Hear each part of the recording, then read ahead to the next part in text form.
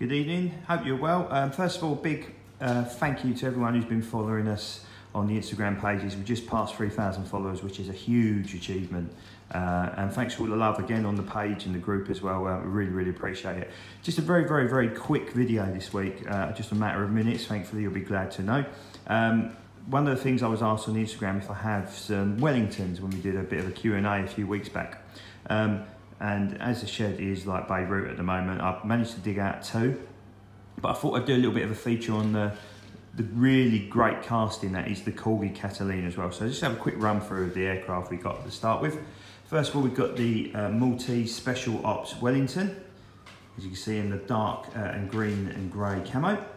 We've then got the Pembroke Dock Catalina. We've then got the Mildenhall based Royal Australian Air Force Corgi Wellington, as you can see. Then we've got the delightful US Navy snafu catchers from New Guinea. And finally, an old favourite, which I'm sure you've seen before, is the RAF Mark 1B Catalina from Seletar in Singapore. So just a very quick run through. So quite a heavy theme tonight. I was going to get out some 4-engine stuff, but I'll leave that to Dan, who's the master of that. So the Corgi Catalina, we've got a new one due out soon. One which I'm surprised has not been made already, which is the Crookshank VC winning Catalina with the sort of white and then camo scheme. Should look the absolute business when it's done. Part of the RF 100 celebrations. I think it's been delayed. I think it was originally meant to be out in August. I think the estimate now is December time for it to come out, but certainly one on my hit list, that's for sure. Really gorgeous looking aircraft.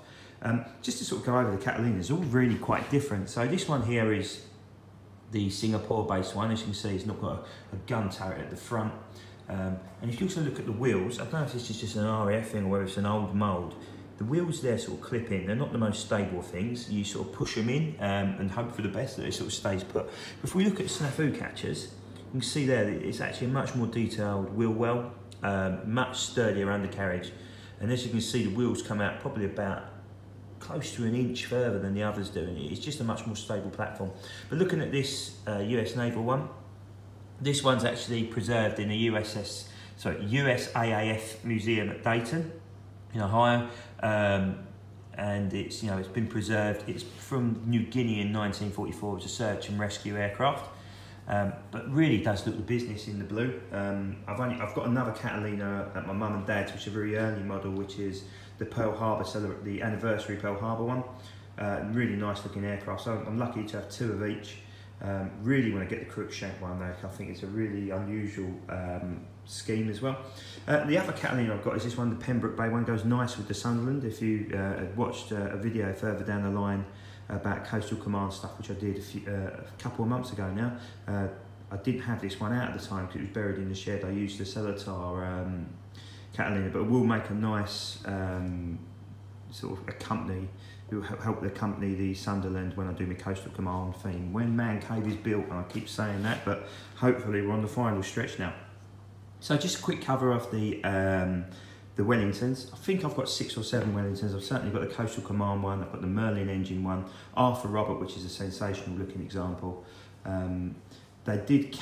Corgi were going to make a desert one, but they did can it at the final hour, and that did look very nice.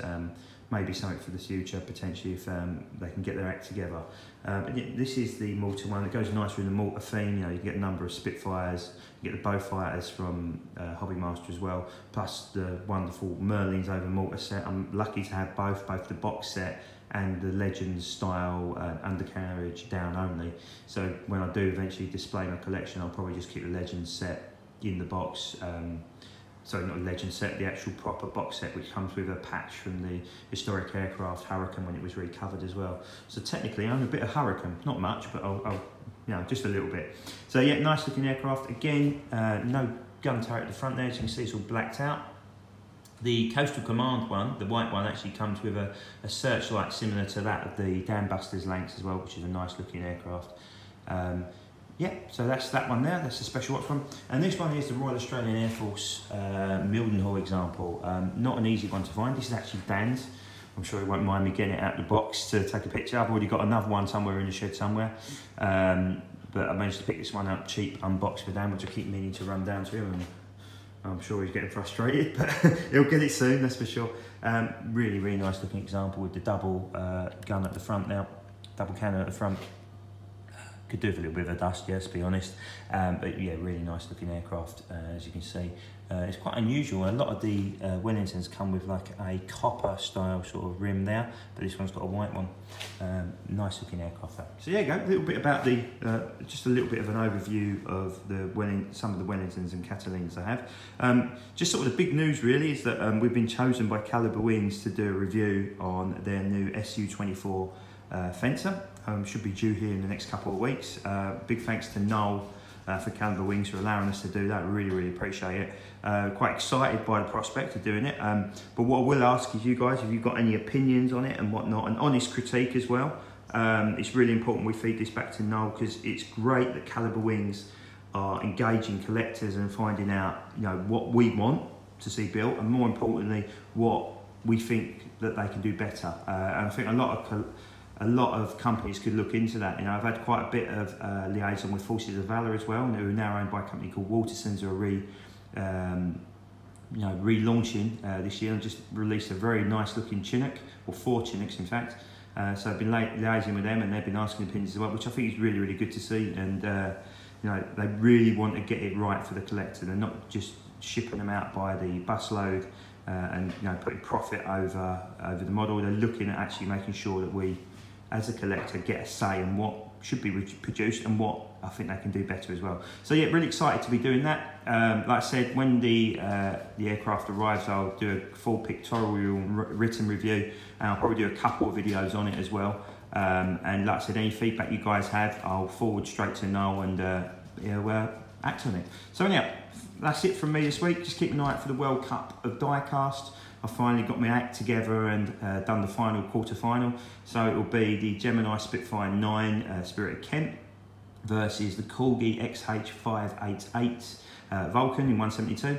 And then the second quarter-final will be the Vicky the Virgin Halifax, which surprisingly beat the Gibson Mozzie, versus the iconic Corgi POS Lancaster. So we'll get them up later this evening, hopefully before I take the little one to dog training, who is just over there. Look how big she's got. And yeah, that's it from me. Have a good week and speak to you soon. Take care. Bye-bye.